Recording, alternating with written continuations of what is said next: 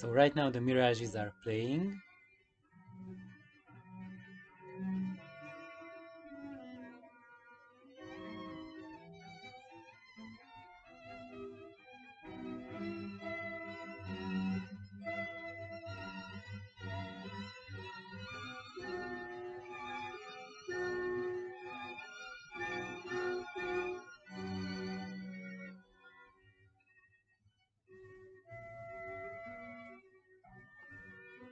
Now let's pause for a second and change over to the Ryans.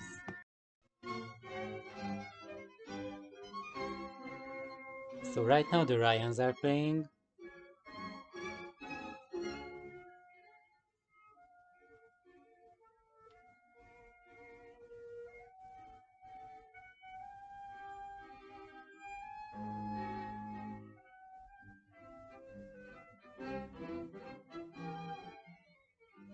So both of these speakers have roughly the same impedance and same sensitivity, so I'm playing them at the same volume level.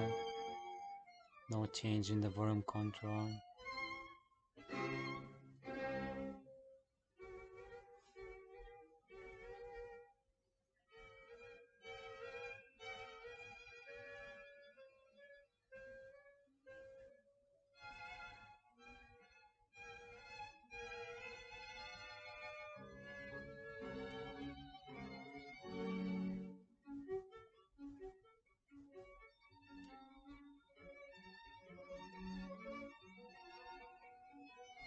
So on paper, the Mirages are 1 dB more sensitive than the Ryans. Ryans are 88 dB, 89 dB. And on paper, Ryan is 8 ohms and Mirage is 8 ohms dipping to 4. Ryan's dip I think only to about 6. I have to check, do the measurements. And I have to measure Mirage as well. But now what I am hearing is actually the Ryans are playing louder than the Mirage. So their sensitivity is actually higher than the published figure. And they go lower than the Mirage. Or I would say more, their bass is more tuneful and I'm hearing much better spatiality. Also, the violins are less raspy and more accurate, and it feels more neutral, much more balanced. The Mirage had a hole in the mid-range, maybe from around 600 Hz to about a few kilohertz. Somewhere in that region it's really lacking, so probably the crossover region is just set too far apart between the two woofers and the tweeter.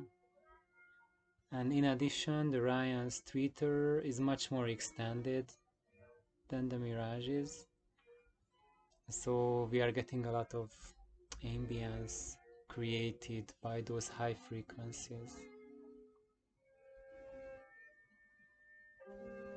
On paper, the Ryans go down to 45 Hz and the Mirage to 30 Hz at minus 3 dB. However, the Ryans sound much as if they had much better bass control than the Mirages.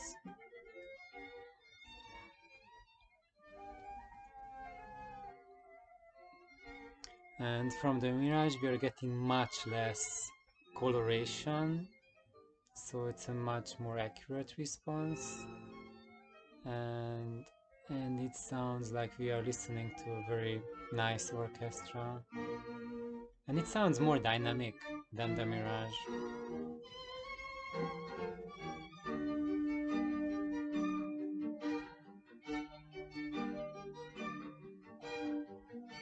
And I would think that now I'm hearing bigger speakers now, while in reality the Ryans are really tiny compared to the huge Mirages. And I really don't want to shame the Mirages because they are really fantastic phenomenal speakers. even though they are 20+ years old from the 90s, and I have recapped them. So the recapping made a gigantic difference. With the original caps, it sounds like some old speakers you can get for $50 used, nothing special. But after the recapping, and I did some extra changes on it, changed the entire internal cabling to Kimber and silver partially, also direct wired all of the wires, so there are no connectors running to the drivers and circuit boards. So it's something much more robust now, and it sounds really good, but compared to general stuff, and it would even stand its place according to a few people in the $5,000-$10,000 new speaker category today easily. But these Ryans, they are really do a number even on top of that. So they are really terrific speakers. And now let's switch over to these babies. And I built these from scratch with these really nice Alnico overdrivers scavenged from TV set. But let's see. I'll tell more later. Cut. Okay. So now we are hearing these Alnikova speakers, actually the drivers and the speakers made with them.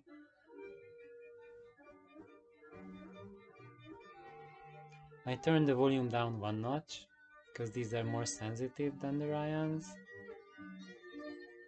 Although now they sound really sleepy because I haven't been using them for a while.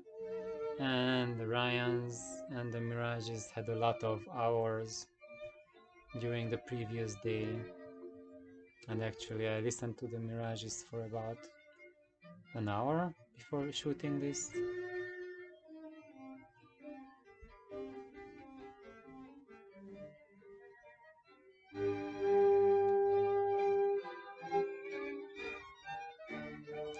So actually now the violin sounds more lifelike than the Ryans.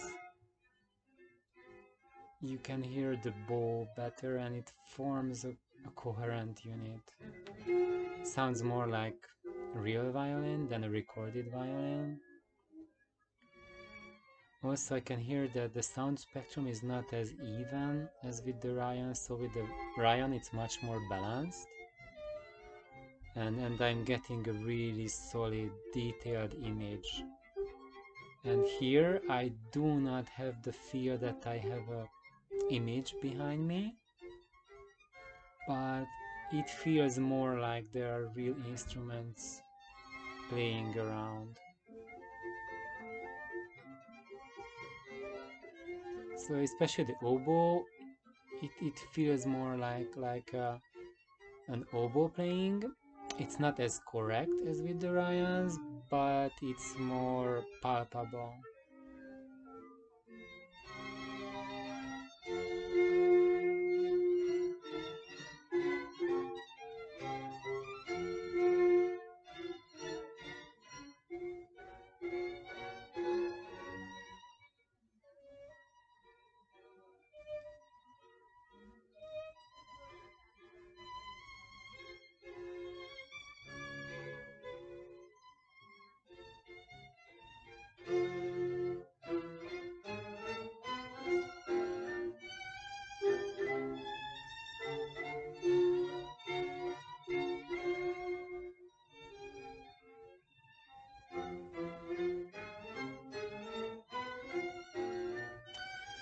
Also, I have an impression that the bass is not as full as with the Ryans, but the bass perception is totally different, because for the Ryans I hear bass in the audiophile terms and I can quantify them, while with these it's like I'm not listening to bass, but I'm listening to the instruments themselves, and they do not separate into frequency bands. They are more present as instruments without a distinction in the frequencies, which is something better than getting a feeling of bass, mid-range, whatever. However, on the other hand, I really can hear that these speakers have a strong personality, and they really favor the violins. So there's a jump between about 1 kilohertz up to at least 5 kilohertz, and then we still have a strong response to at least 10 kilohertz, and beyond that we hear there it is at least to 17 kilohertz. With the Ryans, you do not have this 1 to 5 jump, but then it's much more flat, but it goes up way stronger beyond 10 kilohertz than these drivers do. So the Ryans keep it up beyond 10 kilohertz and go out beyond 20, although I cannot report on 20 because I can hear only up to 17 kilohertz. But at 17 they are way stronger than the alnicos. So that gives a really nice feel of ambience, that the image is extending high in the room. While for these, the image is more lower and more contained. However, I tried flipping them over, so I used the Ryans as stands, so to have the driver at the same level where the Ryan is, and then from these I had the same sensation that what I heard with the Ryans, a more detailed, more balanced imaging. So then there was a much lower enhancement of the 1 to 5K region, and I got more accurate image and a higher image, but I lost the sense that I'm listening to instruments, and I lost a lot of bass too. So now the bass forms into a natural coherent unit, and if you lift the speakers up, you lose it. You will get a more typical audiophile sound, but it loses musicality. So then you will be listening to recordings instead of connecting to music. And by the way, the Ryans, don't let their tiny size fool you. They have fantastic bass, but there's a secret to it. When you hear them in showrooms, you will hear them in set up something similar like this, that they will be standing on a stand and you will have additional speakers piled up next to them. And then you'll be amazed at the bass they have, like, wow, from such tiny speakers. You bring them home and the bass disappears. It's not there. Why? Because they absolutely need these extra speakers, or just put something there, record racks or whatnot, as baffles to help create the bass. So we did an experiment with Irvin a while ago, that we compared them to Aurum Cantus speakers, and these tiny ones floored the Aurum Cantus absolutely in the bass department. But what I haven't told Irvin about this experiment yet, that next day I took away the Aurum Cantus and the bass totally disappeared.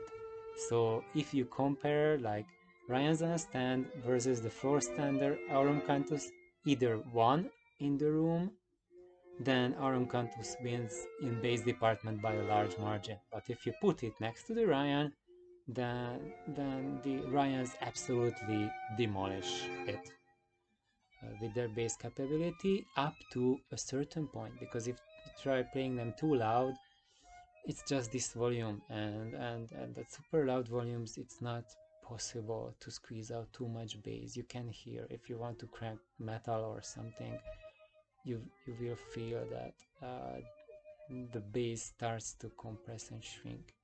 But if you are listening to small scale music, like we are listening to a Schubert Octet right now, then they're perfect, and they give you a really fantastic impression.